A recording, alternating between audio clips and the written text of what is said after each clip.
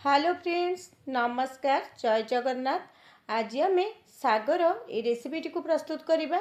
आपण सागर ये रेसिपीटी को गोटे थर प्रस्तुत कलापर आपण को ना डाली ना भजा आ किसी आवश्यक पड़ोनी। आपण ये खाली साग लगे भात खाईपर। सतरे सागटी खावाई भारी स्वादिष्ट होता।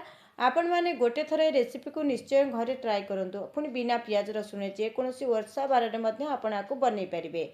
से मुझे पानी गरम होगापी रखी से मुझे गोटे कप मुग डाली को धोईकी देती। ये देसी मुग डाली नहीं। जदि कंचा मुग डाली ने आपण टे भाजी ने। ये मुग डाली उपर फेण अंश गुड़ी को आम काढ़ीदबा।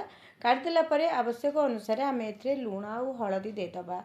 लुण हलदी आपन को जी दरकार यही समय आप आड करनी। एबे आम डालीटी को फुटवाई छाड़ा से मुझे परिवा आड करुच्ची।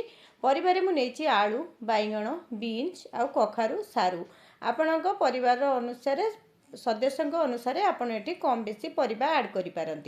ये देखो परिवा आमर पाखापाखि सीझीगला। मुग डाली आमर ये सीझीगला। सीझीगला काटी रखि कोसला साग को ये आम आड करनबा। साग को दे आम साग को सीझापी किसी समय आम ये घोड़े छाड़ नबा। आज रेसिपीटी जदि आपण मानक भल लगे गोटे सुंदर कमेंट दबा सहित चैनल को सब्सक्राइब करने जमार भी भूलें। आशा करछि रेसिपीटी आपण मानक भल लगे। किसी समय साग को आम भल भाव ऊपर तल कर मिसई नवा। आउ कि नड़िया कोरा आड करवा। नड़िया कोरा दे आम टे मिसई नवा। नड़िया कोरा दे आम भल भाव मिसई नेले एबे आउ गोटे मिनिट छाड़ीदबा। नड़िया कोरा टिके भल भाव सागर सीझी जाऊ। देखो आम सागटी ये भल भाव सीझी जाइए। परिवा गुड़िक भल भाव सीझीगला। एबे चलतु गोटे छुंक प्रस्तुत करवा। ता पूर्व कड़ाई किछि तेल दबा और किछि बड़ी को ये लाल लाल कर भाजी नबा। यही रेसिपी रे टिके बड़ी भाजिकी देले देखिए खाइबापी बहुत भल लगे।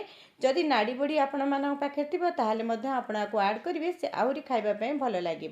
बड़ी गुड़िक आम लाल लाल होगापर भाजिकी काढ़ी नवा। से बड़का तेल रे किछि सुखिला लंका और ये जीरा दबा। जीरा को फुटवाई छाड़े। जीरा फुटीगला अल्प टिके अदा देवे।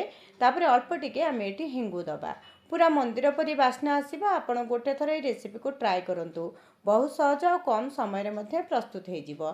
तापर छुंकटी को आनी आम ये सागरे देदबा। सागरे देलापर एबे देखंतु ताकू मिसई नबा। और जो बड़ी को आम भाजिकी रखी एबे से बड़ी किसी बड़ी को आम हाथ में गुंड कर नबा बा भांगी नबा। एमती अधा अधा बड़ी को टिके भांगी नेले तरकारी रे सागर ये तरकारी रे खाइबापी भारी भल लगे।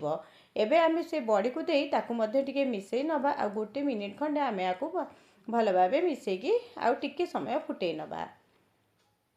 सागर ये रेसिपीटी को आपण खाली भात रे खाई नेबे। आपण को डाली भजा किसी भी दरकार पड़ोनी। जदि आपण साग खाइबापी भल पाउथिबे। एठी देखंतु लास्ट रे गोटे चामच देसी घी तो निश्चय ऐड करेंगे। देखिए तार स्वाद आहरी बढ़ी जीव। पूरा मंदिर रे आपण को खाइला परी ये साग मुगर रेसिपीटी आपण को लगे। आशा करछि रेसिपीटी आपण मानक भल लगी। जदि भल लगी मु आउथरे कहूँ गोटे सुंदर कमेंट दबापी जमार भी भूलें। रेसिपीटी को भिडियोटी को ये रखुची। नमस्कार। जय जगन्नाथ।